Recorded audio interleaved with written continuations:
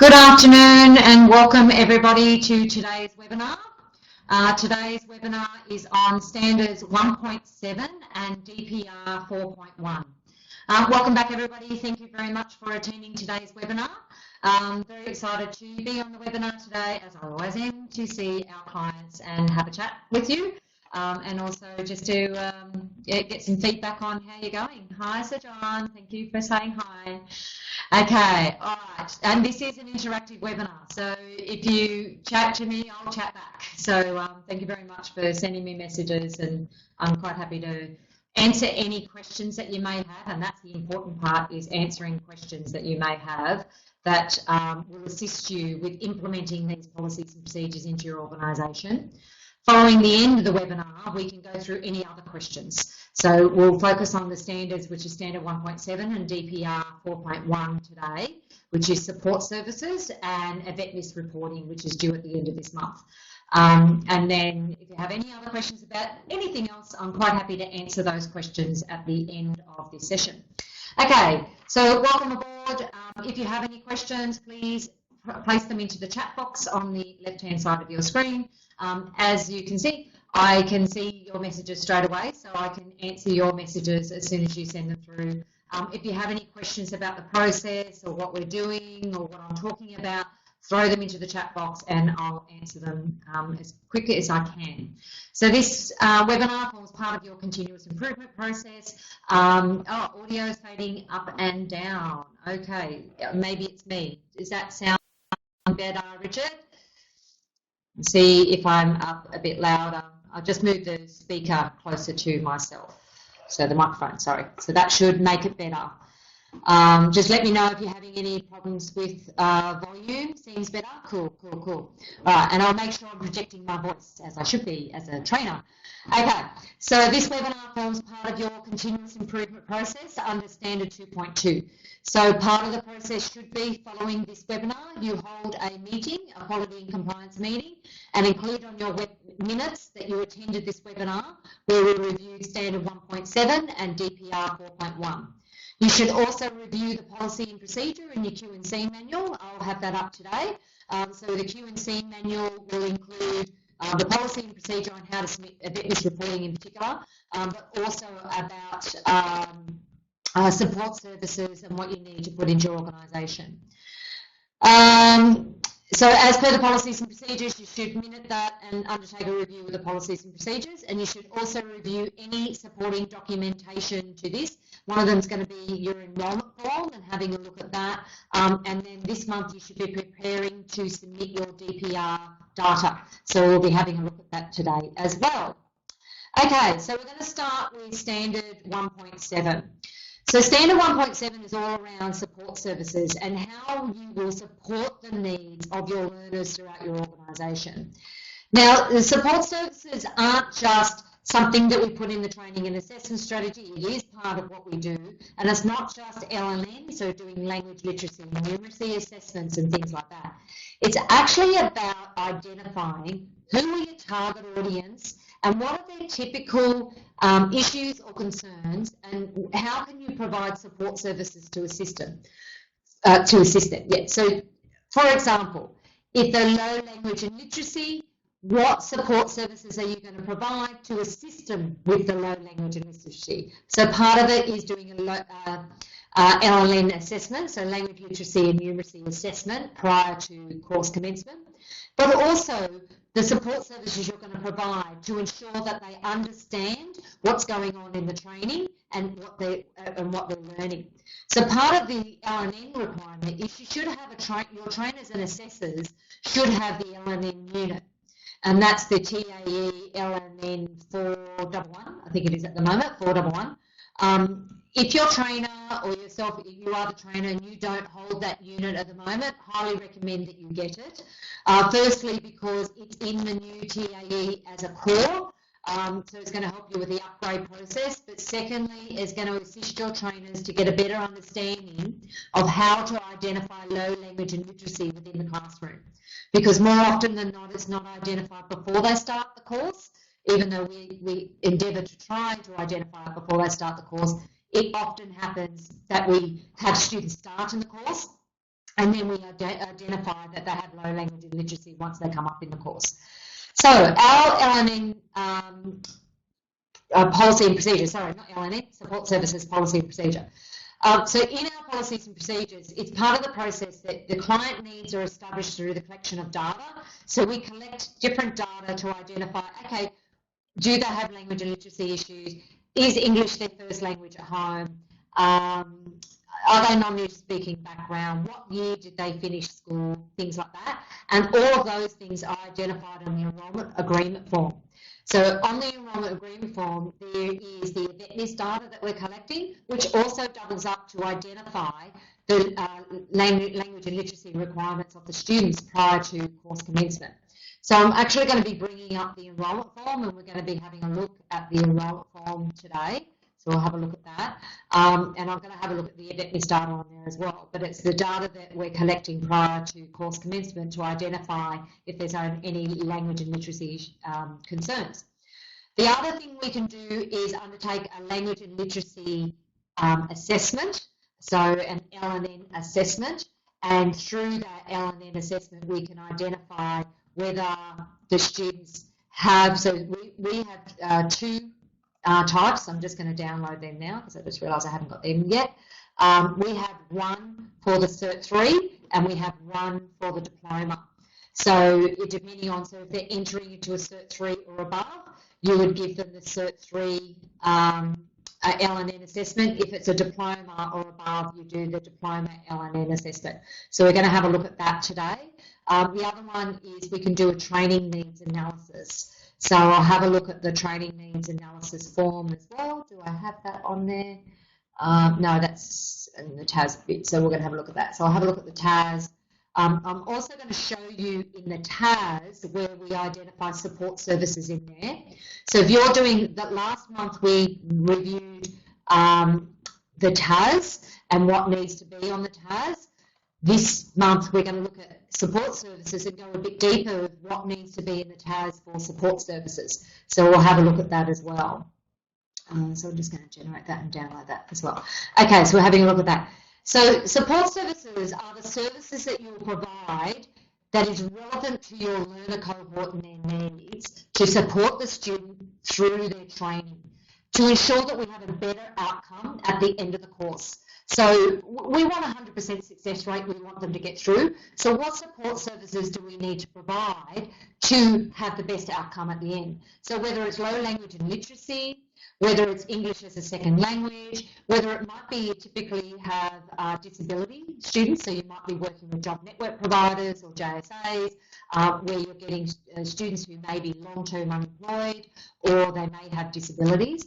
It could be that you have a specific group of students, that you cultural group, where you're teaching students maybe of a Chinese background or an African background. So you should be providing support services to assist those students from that background. So things like language support services or migrant resource centres as well as support services. And there's a range of services that you can provide. And you don't actually have to have the services on site. It's just recommendations to other services, and they should be local to your area wherever you're delivering the training. There should be support services local to that area.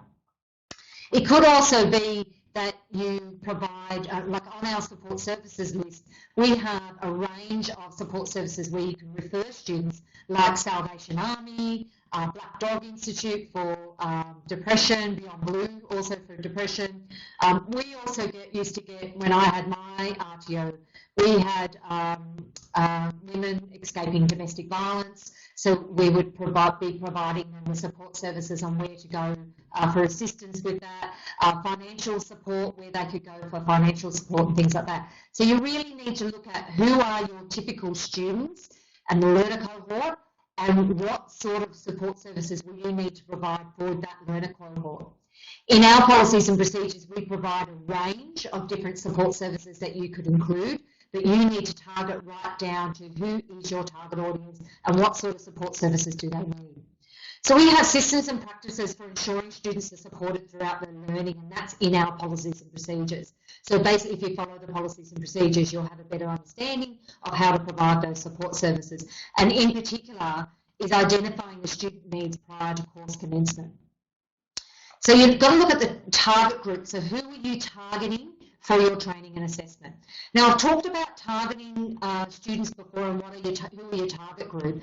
Now, more often than not, what happens with our clients is they want everybody as a student. Yes, I want everybody as well. I don't want to discriminate against anybody, and I want to get as many students as possible. But you'll find that in general, you will have a typical type of target group that you would be engaging with all the time. Now, when you're writing your training and assessment strategies and also looking at the policies and procedures, you really want to focus on the target group and not everyone. And the reason why is if you focus on everyone, your assessment tools and your training tools and resources then need to address everyone. Whereas if you define it to a target group and you get right to find down to the target group, then there's less work for you because you just have to address who are your target group. Now, you may capture other students who are not your target group. That's fine and dandy, not a problem. But your focus is going to be the target group. If we capture these other ones, that's brilliant and fine. And you might find over the time that you've had your RTO, over years, and 3 or 4 years, your target group might change from when you first started to when you, 3 or 4 years down the track, because that's constantly changing. Your target group's going to change. It depends on what qualifications you have in your scope, what are the needs of industry at the time, and so it's a constantly evolving sort of thing that would be happening within your RTO. So in the standards, it states you will ensure that you meet the needs of your target audience. This means that you have support services in place to support the typical student within your organisation. So as I said before, it could be English as a second language, could be low language and literacy, it could be physical capability, so it might be you're working with disabilities as a target audience. You might have entrance requirements, like there might be an age restriction. It might be they need to hold a license beforehand.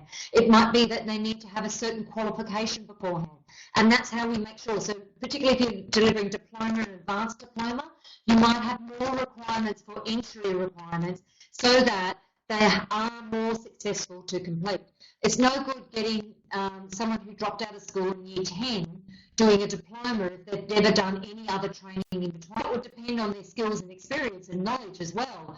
But you should be identifying who are your typical target audience, how are we going to screen them to ensure that we've got the right students in our training for a most successful outcome at the end where they'll be able to complete the course and have the skills and ability to actually complete the course. That's the most important part. What are the required prerequisites, skills and knowledge? What should they know before they come in and do this course? That should be clearly identified in your training and assessment strategy, and it should be clearly identified on your marketing material, and then we screen that through your enrolment form process or your enrolment process.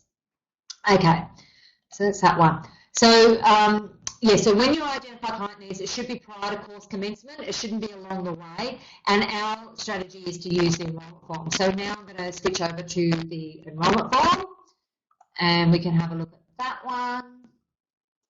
Oh, yeah.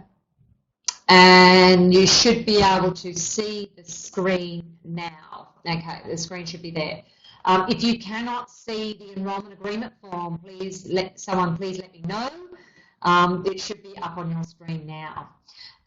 Okay, the enrolment agreement form includes information on here that we need to collect for twofold. So this is where this ties in really well. So it's information we've got to collect to identify the student needs prior to course commencement, but it's also the AVETMISS data. So I'm going to do the two together so that you know what I'm talking about when we get to DPR 4.1. So anything that has a 1, 2, 3, a number next to it, that's AVETMISS data. That's the information that we need to provide in your AVETMISS collection that you need to submit to NCVER. So we have student details information here. We've got USI, course of enrolment. And then in here, under AVETMISS data, we can actually identify what is the background of the student. So were they born in Australia? Is English their first language or second language? How well do they speak English at home? Do they have a disability? What year did they finish your school? And then this bit here, previous qualifications achieved. This also helps for doing your L&N assessment. So I often get asked, who should do L&N assessment? Should we distribute it to every single student, or do we just do an ad hoc random selection of students that do L&N, or do we have to do L&N at all? Well, that depends on who your learner cohort is. So in our policy and procedure, we've got, if a student ticks this box or above, so Cert 3, so if they've got Cert 3 or above, they don't need to complete an L&N. Our policy and procedure, if they've ticked any of those or above, they do not need to do an L&N assessment. If they've ticked any of the ones below, so Cert 2 or below, or don't hold any other certificate, they must do an L&N assessment. According to the policy and procedure, they are to do an L&N assessment. Now, I can understand with some industries, particularly if you're delivering as an RTO, single units, not full qualifications, it may be difficult to get every single student to do an L&N assessment. Now, there are a range of different ways that you can do L&N assessments. You are not just restricted to assessments. You can put an L&N assessment on your enrolment form or something like that. I'll just let you know that if you go to training.gov.au, the government is actually testing a new L&N assessment tool on their website, which is going to be accessible by every RTO for free. So you need to go to this page. If you're not doing it right now, do it now. Go on to training.gov.au, unless you've already done this, because some of our clients have. And you'll see here the Foundation Skills Assessment Tool is available now. And they're getting different RTOs to test it, funded by the government, and it's basically an L&N assessment. It's, even though it says Foundation Skills, it's an L&N assessment. And then you go to the website and you can register. Now, we can't register because we're not an RTO, but all of you lovely clients out there who are already an RTO, if you're doing initial registration, you won't have this yet, but if you're already an RTO, you can go on here and register. I recommend you get on there now and register. For those who are not RTOs yet, we're still doing your Kickstart package. You can do this following registration. So once we get up and going, you need an RTO ID to register on this system. Register on here, free L&N assessment, and the students can do it from home online. So it's a really good system. They're trying to get as many RTOs as possible to test it at the moment, and they want feedback from you. So it's a really good idea if you can get on there and start using it, and you can start implementing this now as your L&N assessment tool. Now we have two L&N assessment tools. We have this one, which is at your certificate level. So this is our assessor's guide. So this L&N assessment tool, the student completes it. And the assessor guide, we actually have some suggested answers and what the assessor should do. So for example, in this first section, the student's required to provide a minimum of 2 sentences of why they wish to enrol into this course.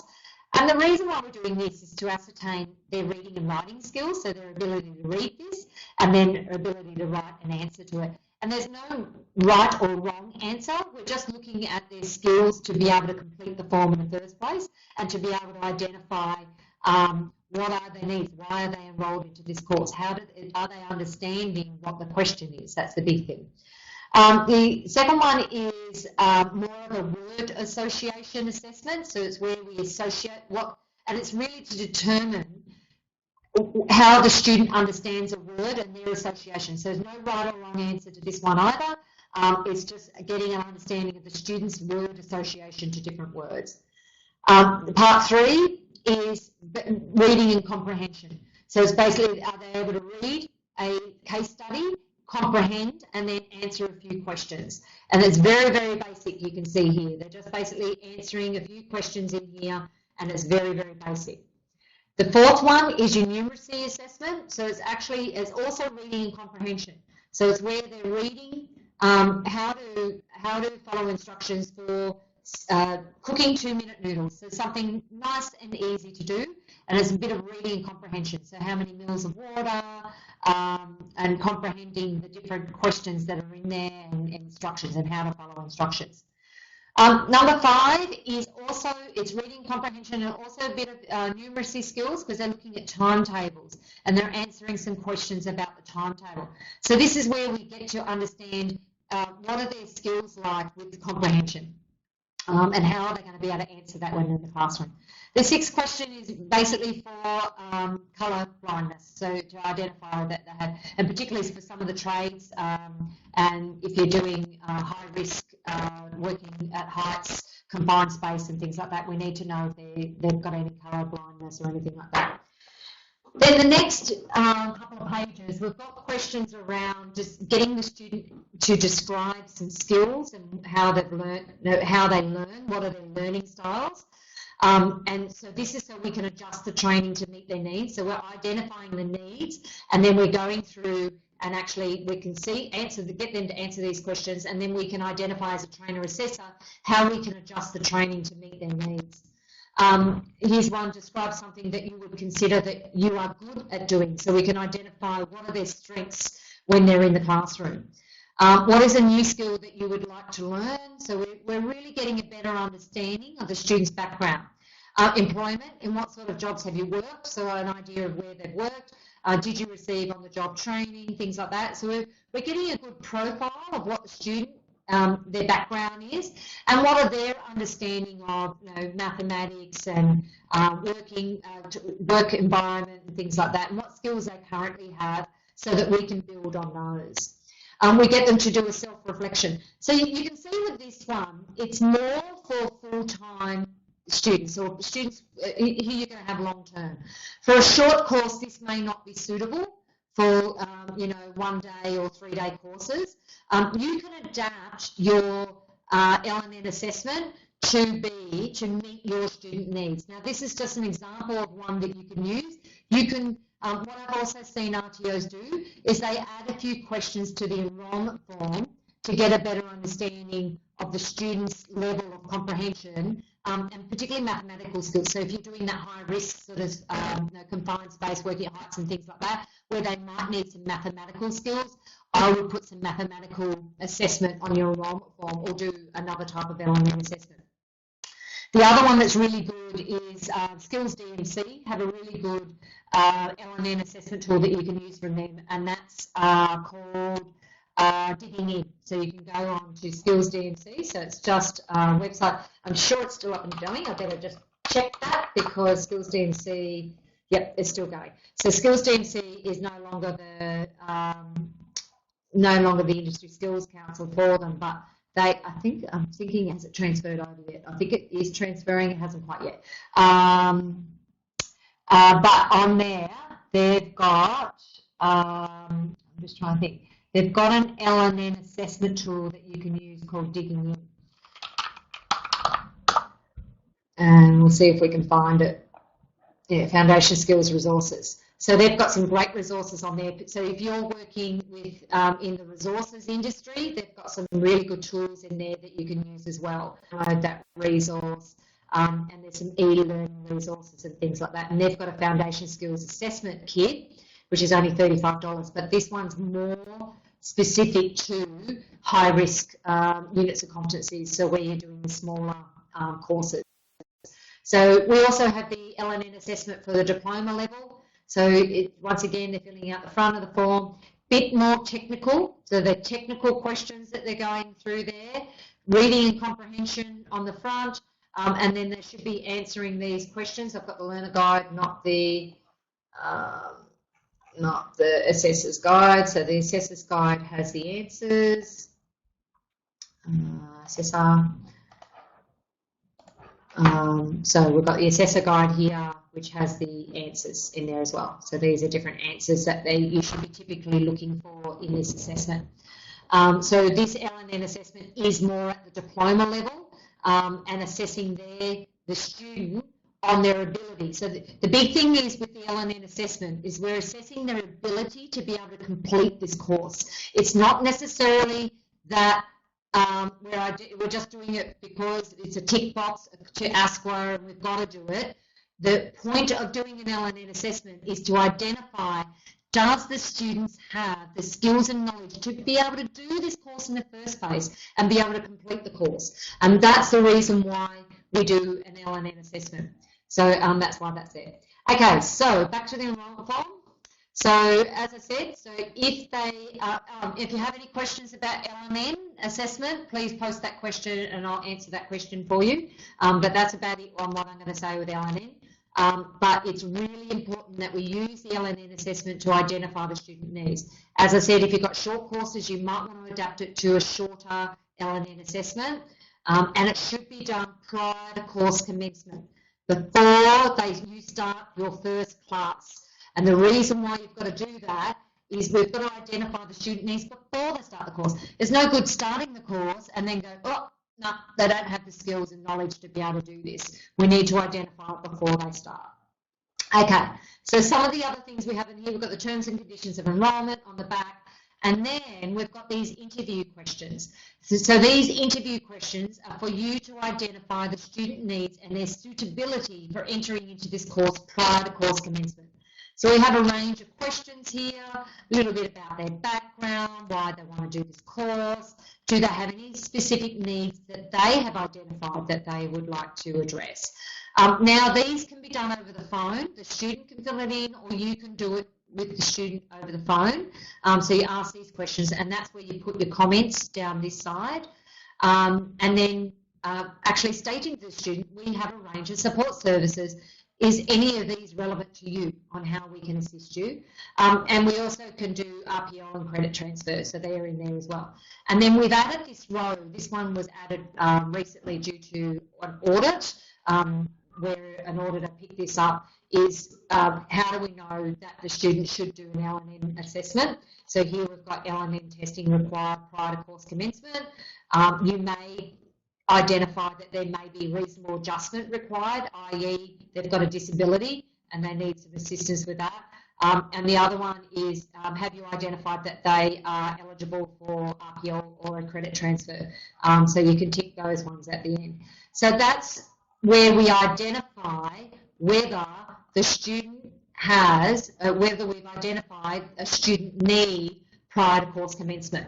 So we do that through the enrolment form and the LNN assessment. That's how we ensure that the student, we've identified the student need prior to course commencement, not once they've commenced, to identify, or how do we need to adjust the training to meet those student needs. So that's how we do that. We identify the client needs through an LNN assessment and the enrolment form, and that's what you should be using. Okay, so that's LNN assessment, and I've gone through the enrolment agreement form with you. I went through the interview questions. Yep, so LNN should be conducted prior to course commencement. You should adjust the training to meet the level of the needs of the student. I've gone through the Cert 3 and diploma level. Purpose is to determine the level of support required. We've also got another document called a training needs analysis. Now, if you do training specific for a target group, it might be a company or an industry where you're very specific with that industry or company. So, for example, we get clients who have a specific target group where it might be a client that they work with. For example, it could be Jetstar. Jetstar are their clients, and they are going to be delivering training specifically to their staff members of Jetstar. What they can do is you can do a training needs analysis of that organisation, so Jetstar, for example, to identify what exactly do you need in your organisation for your training and assessment. You do analysis to identify exactly what are their needs as an organisation. So Jetstar is one example. We had another client who had Downer as a client. So they went to Downer and actually said, okay, what do we need to do to meet your needs? They wanted to do project management training. So they identified the type of project management training they had. They've got the project management qualification, and they did a training needs analysis to identify how do we adjust this qualification to meet their needs, and how are we going to deliver training to meet specifically their needs. And so it's really targeting right down to that target audience and having a look at what do they need. Cool. Didn't know that, Richard. Sorry, I didn't do that on purpose. I did Jetstar for you. So Richard's just come back and said, I have both Jetstar and Downer. Cool. I knew you had Jetstar and I knew you were online. I didn't know you had Downer. We've got another client who has Downer as well, so they do project management. Cool. I love it when I love using real life examples, and then the fact that we actually have the client on the online as well, because I get to use that real life example while they're online. So it's cool. Okay, so I'm just going to pull up the training needs analysis form so you can have a look at that. Richard, did you use the training needs analysis? Going to put you on the spot now. Be interesting to see if you did. So this training needs analysis, you can actually target right down to that organisation. Now this document can be contextualised if you want to contextualise it even further, but we've just got basic questions you can ask to identify the needs of that organisation and the staff within that organisation. You already knew it, okay, of course you did. Okay, so you get the name of the organisation, the key personnel within that organisation, who are you working with as well. Any areas of consideration they're looking at for training, what are their strategic goals, and you might go a bit further than this. I've got just a very basic one-liner. You might actually get their strategic goal documents or something like that that you might need to put in place as well. So Richard, you said you didn't use this, but you might want to use this in future. You might want to use this. Now, a lot of other clients don't need to use this because they don't need the template, because they've already been working with businesses and companies already. So they've already done more intense meetings and identified, like I have one client, what he does is he writes, he calls it a 360, he does like a 360-degree review of a business to identify that business needs. He called it an audit document, although I disagreed with it being an audit document, but it was more of a 360-degree review. And it was quite comprehensive, the type of data that he collected to identify the needs of that organisation. This one's a basic one. So what documents do they have in place? How many employees do they currently have? What have been the results of their team in the past? What have, how have they done staff performance evaluations in the past? Have they got any client feedback? Now, this is a Word document, so you can actually enter it directly into the cells and put that answers in there, directly in there. And then you can identify, okay, what proposed training are you going to put together? Now, I recommend that you contextualise, if you're going to do this for a business, contextualise a training and assessment strategy specifically for that company. So you write one specifically for that company and what their needs are. So where you've got proposed training here, you'd actually write a TAS instead that is specifically for that company. And what are the desired results of that training? What do they want? And what are they willing to commit? Time, resources, also money. We want to know how much money they're going to spend. And what is their future ongoing training needs? So that's the training needs analysis. So it's a really good document when you're looking specifically at a company or organisation. Could also work for job network providers. So if you're working with job network providers or disability services or things like that, you could also do a training needs analysis through that.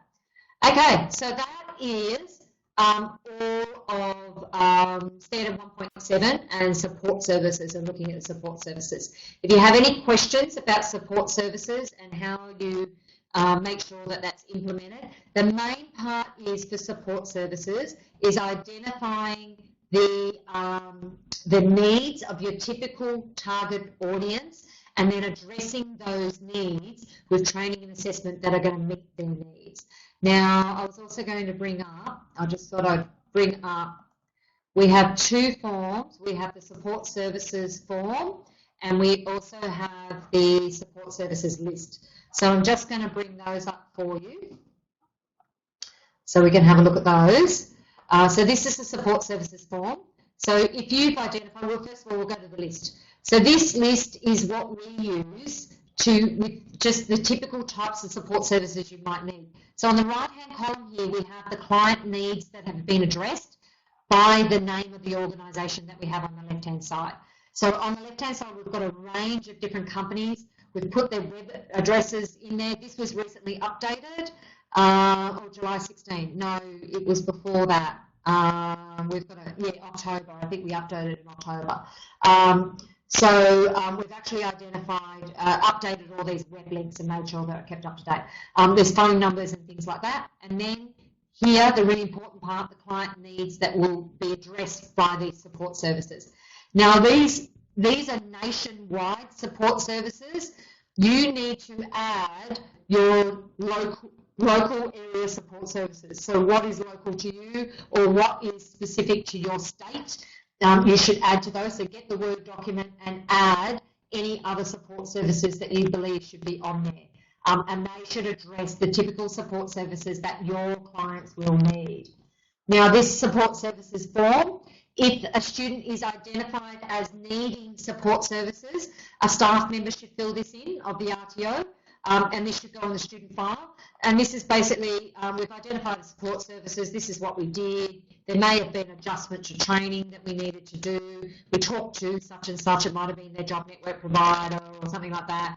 And then you put this on the student file. Now you can scan this and put it on your database, or you could also type it up and put it into the database. So it should be connected with your student file. So that's the support services form. Okay, we'll go back to the main screen. All right, I've got no questions on support services, so it's obviously clear to everybody what is support services and what you need to have in place for those to identify the student needs prior to course commencement.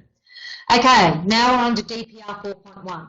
So this is your AVETMISS reporting. So both applicants seeking initial registration under the Act and the MVR Registered Training Organisation, so which the standard hasn't changed yet, so it's actually just RTO now, not MVR, must have a student records management system. Must. I'm just putting an emphasis on that. I had a client come to a workshop on last week, and we actually identified that they didn't have a database yet. You've got to actually, and they've been operating for 5 years. You must have a database. It actually says in the standards that you must have one. Have a student records management system that has the capacity to provide the National Vet Regulator with the AVETMISS compliant data. So what is AVETMISS? All RTOs have an obligation to report to the vet national provider collection, that is, to complete AVETMISS reporting every year. So you've got to submit it every year. Unless an exemption applies, your RTO must report all vet student enrolment activity conducted in 2016. So this is the one coming up. And all awards, so certificates that have been issued, conducted in 2016. So we're doing a report for the whole year of 2016, so 1st of January 2016 to the 31st of December 2016, where you've got to submit that report by the 28th of February this month. Now you can submit it at any time. You don't have to wait till the 28th. You can submit it at any time from, it's actually from early January you could have submitted the report. So your RTO is required to report any vet activity, including activity that attracts government funding and activity that does not attract government funding, and activity that is conducted in Australia or overseas. We do less than 100 per year, so use the free AVETMISS reporting system. Yeah, so this one's free. This one I'm going to show you today is free. It's provided by NCVER. You must have a database though still, Peter. You've got to have an AVETMISS compliant database because the data that you put into the free system, reporting system, should come from your database. And as I said on that previous slide, this is what the DPR 4.1 actually says, that you must have a student records management system in place. So it's due to be submitted by no later than the end of February, so you've got to submit your data. Who needs to report? So if you have not reported data through a state training authority or board of school studies, so you might already have government funding and you're doing reporting on a regular basis, you don't need to do an annual one as well because you're already reporting on an annual basis. So you must report directly to NCVER. NCVER will open its web-based AVETMISS validation software system from the 3rd of January, so you could have been submitting from there, and you must submit by the 28th of February 2017. If you are currently offering government funding, it is a requirement of your funding to submit AVETMISS reports more regularly to claim your payments, because if you're not submitting reportings, you're not claiming. Oh yeah, okay, so the system Peter said he's using is not very good, and keep data in Word, very basic though, no government funding of anyone. Okay, so if you have government funding, the only way you can claim is by doing AVETMISS reporting, so you've got to be submitting that regularly anyway. But if you're not doing government funding, you won't be submitting. Now, sometimes with government funding, depending on your state, you may only submit reports for the government-funded programs. You should submit reports for everything because you'll need to submit for everything. Now, one really important thing, I haven't put it in the slide here, but something I would like you to note. As an RTO, if you don't submit your AVETMISS reporting, number one, you're non-compliant. So straight away, you're non-compliant. Secondly, we had a client who came to us who bought an RTO. The RTO they bought said that they did their AVETMISS reporting, but they didn't. They didn't submit their AVETMISS reporting. Then the new owners went to apply for government funding. They went to the government to apply for government funding, submitted their application, went through the whole process, spent a bit of money to do it, to be advised by the Department of Education, so it was in New South Wales, and Victoria it was, to be advised that because the RTO didn't submit their AVETMISS reporting, they are not eligible for government funding. So secondly, if you're, first of all, it's non-compliant if you don't. Secondly, the only way you're going to get access to government funding is if you submit your AVETMISS reporting. And the reason why is they want to see your activity. They want to see what you've been doing. How many courses have you been delivering? How many students have enrolled? How many have completed? And the more you've got in there, the more likely you are to get government funding. So you need to demonstrate through your AVETMISS reporting that you are actually delivering training and assessment and you're submitting your data. So really, really important. Big lesson learned there for that client. And we now strongly advise everyone, get your AVETMISS reporting in there. And second, another thing is, if your RTO doesn't get government funding, you can submit your reports more often. You have to do it at least once a year, but you can actually do it monthly if you wanted to, or you could do it every 3 months or every 6 months. As minimum once a year, but you can submit AVETMISS reporting more often if you wanted to, particularly when, so AVETMISS reports are due in February and government funding contracts tend to come out September, October. So the thing is, you need to demonstrate as much data as possible. And so if you start your RTO in March and get started after March, you're not going to be able to demonstrate any data for when you go to apply for government funding. Although in saying that, some states are making you wait for a year before you can apply for government funding. That depends on your state, how that works out. I recommend, particularly if you're going to be targeting government funding, get your AVETMISS reporting in, get the data in there.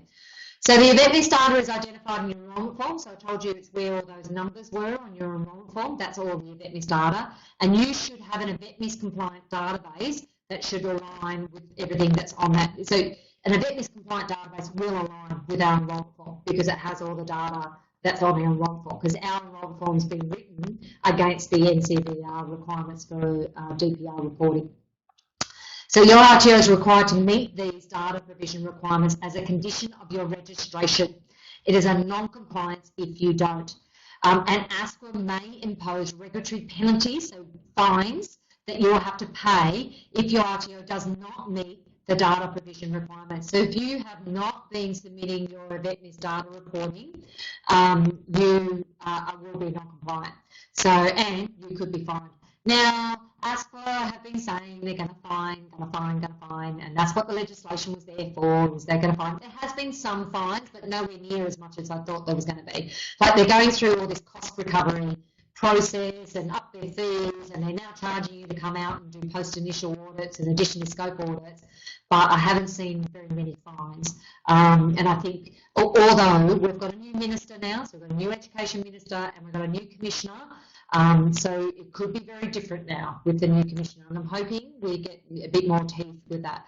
Now you might think, why would Angela want us to get fines? Because there are too many dodgy RTOs out there, and we want to clean up the industry. We want good quality education providers out there, like our clients, who do amazing jobs at what they do. You are clients of ours because you are outstanding and you want quality education. We want quality education and you want quality education. Let's get rid of the cowboys. The only way ASQA are going to find out about these cowboys is if you dob them in. I'm sorry, it's the only way they're going to find out. Last year, ASQA announced, so Chris Robinson at the conference, VELD conference, announced that he actually stated that more than 50% of complaints that they receive at ASQA come through other RTOs. And it's the only way that ASQA are going to find out, because most students don't know what they can complain about and what are their rights, whereas we do know. Particularly things like volume of learning, RTOs that are not delivering within the volume of learning requirements, and cost cutting and making it harder for us to actually make a living. You need to do something about it. And they're delivering certificates that aren't quality education. Anyway, I'll get off my high horse about that. This is some more information on where you can go. You might want to take note of those websites. Now, I will put that link, I'll put that link in the chat box there. I'll put that in there so you can go to that. So that's the link. And then this is the one for the free, where you can submit your report. So this link here is where you can submit your report for your AVETMISS data. Okay, so I'm just going to go show you where I just got those links. So you can see that.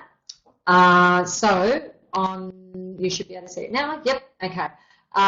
So this is the AVETMISS validation software. So this is where you can access the software. It actually tells you some information about how to upload the resources and things like that.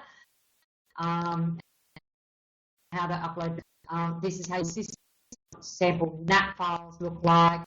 And there's some videos on there, so I recommend you get on there and check out the videos on how to submit your reports. You need to do this before the 28th. If you're already an RTO, if we're still setting you up, you don't need to do this. But if you're already an RTO, you need to submit this report before the 28th of February. You can do it earlier, it's not a problem. It's actually not that hard once you get into it, particularly if you've got an AVETMISS compliant database, because you just export the data and then upload it to NCVR. And so that's where you submit your AVETMISS data reporting. And there's all sorts of things on that link. So you go to that link, you'll be able to check out a whole heap of information about how to submit your AVETMISS data. So that is it for your AVETMISS data reporting. And that's it. I think that's it for today. Yes. So the next, I've got to put the date. Sorry. So the next webinar, be a good idea if I actually told that. So it's the first Monday of next month, which will be the 6th of March. Monday the 6th of March will be the next webinar. And the next webinar is on, I've got my continuous improvement cycle here. You can see I look at this a lot. So the next one, go back. Here we go. Next month, oh, yay, next month is great fun. Okay, so for March, next March, we have Standard 1.8, which is assessment tools. That one will be very interesting. You really need to get along to that one. It's all about assessment tools. 1.9, 10, 11, and 12, which is about assessment validation. Very, very important. So it's a really important that one. We're going to be talking about assessment tools and what are the requirements of your assessment tools and assessment validation. ASQA are really targeting, particularly for re-reggers, RTOs that have not been validating their assessment tools. You have to validate 50% of your assessment tools within the first 3 years and 100% within 5 years. If your RTO has been running since ASQA came into invention, which was 1st of July 2011, 100% of your assessment tools should be validated by now. If you haven't validated, schedule it. You need to do it and you need to validate your assessment tools. So we'll be going through that next month. And we'll also be looking at standard 8.4, which is a nice simple one. So we'll be looking at that one, which is a nice simple one. So thank you very much for attending today. I've already got a few thank yous. Thank you very much for attending today. It was a pleasure having you. If you have any further questions, if anybody has any questions that they'd like to throw out there right now on anything, can ask me anything. So it can be anything to do with standards, it can be anything to do with business, you might have a question about marketing. I'm happy to answer any of those questions. If we don't have any of those, that's not a problem. Now, something I want to let you know, we're launching next month. We're going to be launching a new upgrade to Vivacity membership. So Vivacity membership includes your monthly webinars on RTO compliance. It also includes documentation and things like that. The new membership is an upgrade to the current membership. It's going to be called a Platinum, so Vivacity Platinum membership. And the Vivacity Platinum membership is going to include business coaching. So it's where I'll be doing another monthly webinar that'll be focused on marketing, sales, business development, growth, finance, all of the stuff that I love. So they're all my favourite areas. I have found that a lot of our clients need support in other areas, in particular, how to grow their business. So it's my passion, is what I love doing. We're going to be offering, I don't know what the price is yet, but you'll be first to know because we'll be emailing everybody out. We will be doing a special to our existing clients to upgrade, so it will be cheaper for our existing members to upgrade to the new membership if they're interested, which will be business coaching. So it'll be very much focused on the business side of the RTO and coaching you on how to grow your business. So that's what we'll be focused on. So keep your eyes peeled for an email that will be coming out from us regarding Platinum Vivacity membership, which will be focused on business growth. So if you're interested in that, let me know. And don't worry, we will be emailing you and you'll get some information about that. Thank you very much for attending today. Have a great rest of the month, and don't forget to submit your AVETMISS reports. Make sure that you get them submitted. And I will see you next month. So thank you very much, everybody. Looking forward to catching up with you again. Thanks for attending. Bye.